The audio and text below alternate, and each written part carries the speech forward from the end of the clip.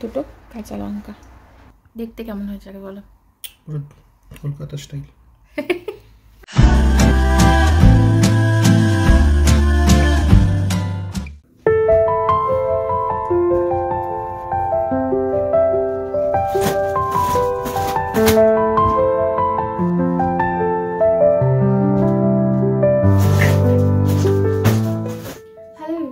Good morning, welcome to my channel beautiful জার্নির একটা নতুন ব্লগে সবাইকে জানাই স্বাগত। আজকে শনিবার, সকালে ঘড়ির কাঁটা এখন বাজে 10:15। ব্রেকফাস্ট তো রেডি হয়ে গেছে, রিও খাচ্ছে, আমি আর মনোজিৎ করবো। ছুটির দিন, তাই দিনটা আজকে শুরুই হয়েছে একটু দেরি করে, কারণ আমরা প্রায় 9:45 নাগাদ ঘুম থেকে উঠেছি। পুরো ব্রেকফাস্ট রেডি হয়ে গেছে, আমি লাঞ্চেরও প্রিপারেশন মোটামুটি কমপ্লিট হয়ে গেছে, কারণ আজকে সেরকম কিছু বানানো নেই। দুপুরে আমরা আজকে রুটি খাবো, আর গতকালের তরকারি রয়েছে ফুলকপি চিংড়ি মাছে, তো ওটা দিয়ে হয়ে যাবে। শুধু রিওর জন্য একটু কিছু বানাতে হবে। রাত্রে হবে আমাদের চিকেন বিরিয়ানি। ভীষণ চটজলদি হয়ে যায় আমার মনে হয় চিকেন বিরিয়ানিটা, আমি যেভাবে বানাই। তো চল ব্লগটা আজকে এখান থেকে শুরু করছি। সকাল সকাল উঠে বিছানাপত্র তো গুছিয়ে নিয়েছি, আর ওই যে পাশের বালিশটা দেখছো, এটার মধ্যে রিওর সব ছোটোবেলাকার জামা কাপড় ভরে বানিয়ে রেখেছি। কি ভারী, এটা চাগানো যায় না। আর বিছানা চাদরটা খুব মিষ্টি দেখতে না, কি সুন্দর সাদার সাথে লাল কম্বিনেশনটা, ভীষণ ভালো লাগছে দেখতে। তার উপরেই লাউ সাইন আঁকা, আরোই মিষ্টি লাগছে দেখতে। বিছানাপত্র গুছিয়ে নিয়ে একটু বসে তারপর এখন এসছি ব্যালকনিতে। আর বৃষ্টি হয়েছে কালকে সারা দিন। বৃষ্টির জল পেয়ে গাছগুলো কি সুন্দর সবুজ হয়ে গেছে, কারণ ছোট ছোট অনেক পাতা গজিয়েছে দেখলাম। আর পেঁয়াজ কলির গাছ থেকে দেখতে পেয়েছো কি সুন্দর সাদা রঙের ফুল হয়েছে, কি সুন্দর দেখতে না, কতকটা ওই কদম ফুলের মতো বর্ষাকালে হয়।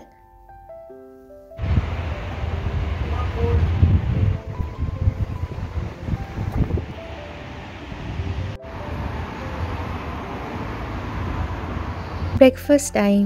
আজকে বানিয়েছি একদম ছোটোবেলাকার মতো আলু পেঁয়াজ ক্যাপসিকাম দিয়ে চিঁড়ের পোলাও, ও সাথে একটু ডিমও দিয়েছি, কতকটা ওই চাউমিন স্টাইলের, তার সাথে গরম গরম চা।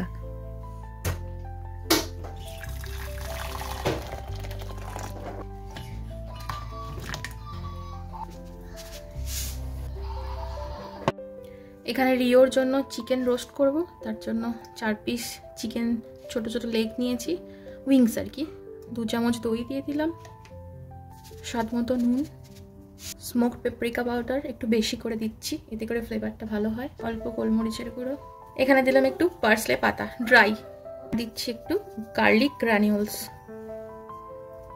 লেবুর রস, একটু মধু। এবার সব কিছুকে ভালো করে একটু মাখিয়ে নেব। তো আমি চিকেনটা রোস্ট করব, তার জন্য দিয়ে দিলাম একটু বাটার।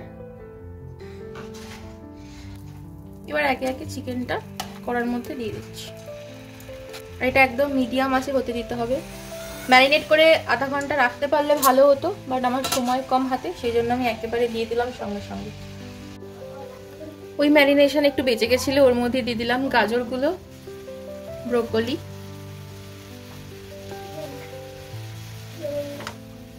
একটু সাদা তেল, জাস্ট একটু ভালো করে কোট করে নিতে হবে।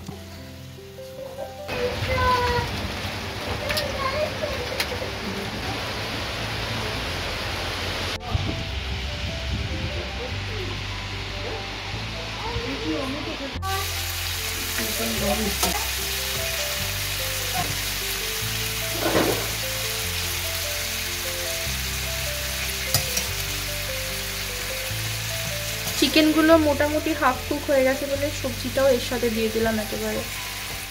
স্কুলের দিনগুলোতে কিন্তু সব কিছুই সকাল সকাল উঠে টাইম মতো হয়ে যায়, বাট ছুটির দিনে সব উল্টোপাল্টা হয়।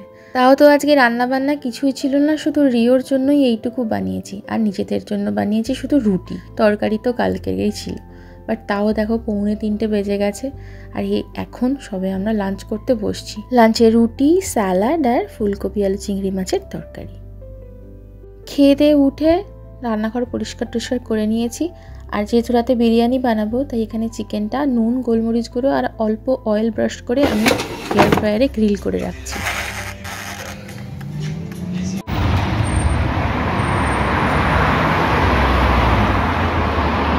এত ভালো রোদ উঠেছে, আর কি ঘরে বন্দি থাকা যায় বলো? তাই আমরাও বেরিয়ে পড়েছি। আকাশ পরিষ্কার, বাট কিছু কিছু জায়গায় এখনো মেঘ রয়েছে। বেশ ভালো, তবে রোদ কিন্তু উঠেছে। আর এই হোটেলটা এত সুন্দর করে সাজানো, দারুণ। আজকে রিও স্কুটার নিয়ে বেরিয়েছে নিজের দায়িত্বে। বলা হয়েছে নিজে নিয়ে যাচ্ছ, নিজের দায়িত্বে নিয়ে আসবে, কেউ টানতে পারবে না, একা একাই নিয়ে যাচ্ছে।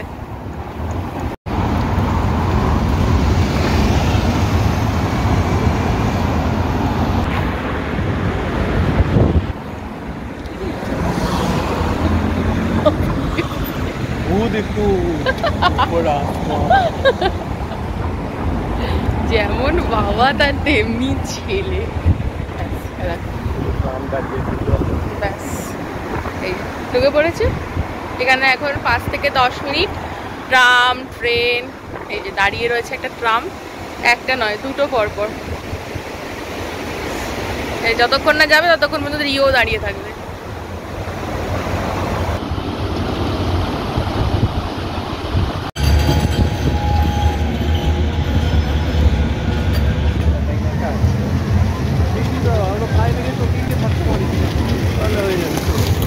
আমরা গেছিলাম সিটি সেন্টার এরিয়াতে। ভালো রোদ উঠেছে, প্রচুর লোক। আর যেখানটায় গেছিলাম ওখানে বসার জায়গা আছে, আর সামনে এরকম ছোট ছোট ফাউন্টেন আছে পুরো লম্বা এরিয়া জুড়ে। আর আমি আর রিও মিলে জল নিয়ে প্রচুর খেলেছি। আমি না, রিওর মতো প্রচুর বাচ্চা এই ছুটির দিনে এখানটায় এসে এই জল নিয়ে খেলা করে। বেশ ভালো, মানে ভালো সময় কাটে আর কি এই জায়গাটায় এলে। স্পেশালি বাচ্চাদের জন্য ভীষণ ভালো, এনজয় করার মতো একটা জায়গা।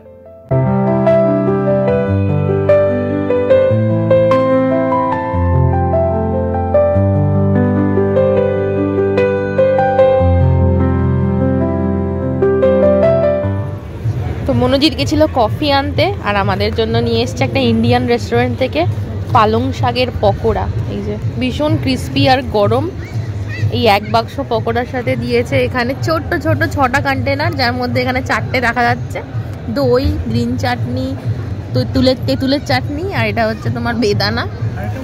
আর একজনকে দেখো এখানে ঝুড়ি ভাজারটা নিয়ে নিয়েছে, বসে শুরু হয়ে গেছে ঝুড়ি ভাজা খোর। আর এই জায়গা আর একটা, এই একটা, এগুলো মিশিয়ে দিতে হবে, তো মেশানো হয়নি, আমরা না মিশিয়েই খাচ্ছি। এই যে আমরা সবকিছু একসাথে মিশিয়ে দিয়েছি, শুধু এই দুটো বাদ দিয়ে। আর খেতে কিন্তু বেশ চটপাটা টাইপের, বেশ ভালো লাগছে বলো। আহা, এই সুন্দর পরিবেশ, কত লোক, তার সাথে কফি। আমি যদিও নিইনি কফি, ও নিয়েছে। আর পকোড়া প্রথমবার। বিরিয়ানি বানানোর জন্য চিকেনটা আগেই আমি রোস্ট করে রেখে গেছিলাম, আর এখানে এখন চালটা আধ ঘন্টার জন্য ভিজিয়ে দিচ্ছি। বাসমতি চাল নিয়েছি, ভালো করে ধুয়ে নিয়েছি 5-6 বার, তারপর জল দিয়ে ভিজিয়ে দিলাম। এদিকে চিকেনটা এখন বানাচ্ছি। এখানে কড়াই দিলাম সাদা তেল, কিছু গোটা গরম মশলা, তার মধ্যে দিয়ে দিলাম আদা রসুন বাটা বেশ খানিকটা। এবার ভালো করে নাড়াচাড়া করে নেব মিনিট 2। তারপর অ্যাড করব টমেটো সস। আমি কিন্তু বেশি কিছু জিনিসের মধ্যে দেব না, না দেব পেঁয়াজ, না কোনো সেরকম মশলাপাতি। অ্যাড করলাম 2 চামচ মতো টক দই। ভালো করে নাড়াচাড়া করে তেল ভাজতে শুরু করলে দেব এখানে কাশ্মীরি লঙ্কার গুঁড়ো, স্বাদ মতো নুন, একটু রোজ ওয়াটার আর একটু কেওড়া ওয়াটার।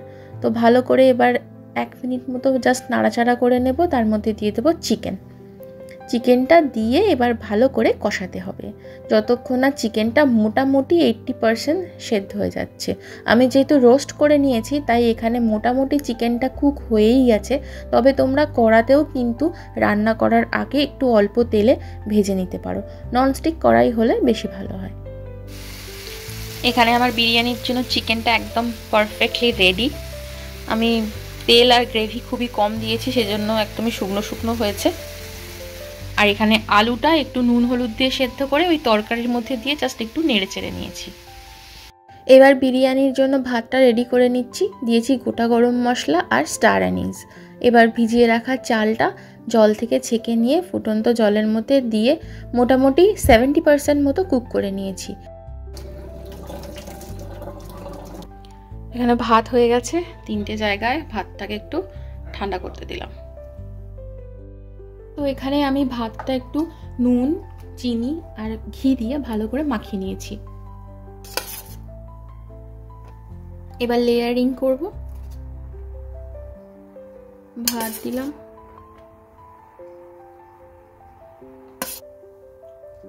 চিকেন, আলু, বেরেস্তা, এটা রেডিমেড বেরেস্তা, দোকান থেকে কিনে আনা। আমি ব্যবহার করছি শানের বিরিয়ানি মশলা। কেশর দুধের মধ্যে ভিজিয়ে রেখেছিলাম, সেটা দিয়ে দিচ্ছি অল্প করে। আবারও ভাতের লেয়ার। আমাদের গাছের পুদিনা পাতা উপর থেকে একটু গার্নিশিং এর জন্য দিয়ে দিলাম। দুটো কাঁচা লঙ্কা। আর এটা দিতে ভুলেই গেছিলাম, এবারে দেবো মোগলাই মিঠা আতর। এই যে, তো এটা আমার মানে বাড়ি থেকে নিয়ে আসা, ঠিক আছে। এটার একটা এই ছোট শিশি দিয়ে দেবো, কিছুই সেরকম থাকে না, 1 ml বোধহয় থাকে। তারপর বোলটাকে আমি মাইক্রোওয়েভে 4 মিনিট করে টোটাল 8 মিনিট গরম করে নিয়েছি। তো ঢাকা চাপা দিয়ে রেখেছিলাম ফয়েল দিয়ে, আর খোলার সঙ্গে সঙ্গে যে সুন্দর গন্ধটা বেরোচ্ছিল, স্পেশালি ওই মিঠা আতরের, মানে যেটা কলকাতা বিরিয়ানির স্পেশালিটি আর কি। তো যাই হোক, বিরিয়ানি আমাদের একদম রেডি। যা সুন্দর গন্ধ বেরিয়েছে না।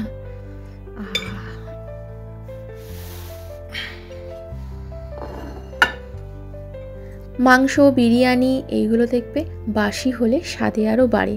তাই আমি যখনই যেদিনই বিরিয়ানি বানাই না কেন, একেবারে পরের দিনের লাঞ্চের জন্য বা ডিনারের জন্য একটু বানিয়ে নিই বেশি করে। এতে করে কি মানে কাজটাও অনেকটা কমে যায়, রান্নাবান্নার ঝামেলা থাকে না, আর টেস্টটাও কিন্তু অসাধারণ লাগে। দেখতে কেমন হয়েছে আগে বলো? পুরো কলকাতা স্টাইল। আজকে গ্রেভিটা একদমই নেই, টেস্ট করো কেমন হয়েছে। দেখ, এখানে স্যালাড, মানে রায়তা আমি বানিয়েছি, তার উপরে আবার বোঁদে দিয়েছে।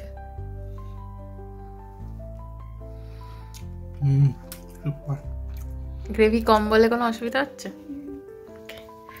দেখতে কিন্তু আমার মানে অন্যান্য দিনের তুলনায় আজকে বিরিয়ানিটা বেশি ভালো লাগছে। আর আমরা খেতে খেতে দেখছি এখানে পঞ্চায়েত 3 ঝালিয়ে নিচ্ছি, কদিন পরে 4টা রিলিজ করবে, তো সেই জন্য। তো আজকের মতো ব্লগটা এখানেই শেষ করছি। কেমন লাগলো অবশ্যই জানিও, ভালো লাগলে লাইক করো, কমেন্ট করো। সবাই খুব ভালো থেকো, সাবধানে থেকো, সুস্থ থেকো।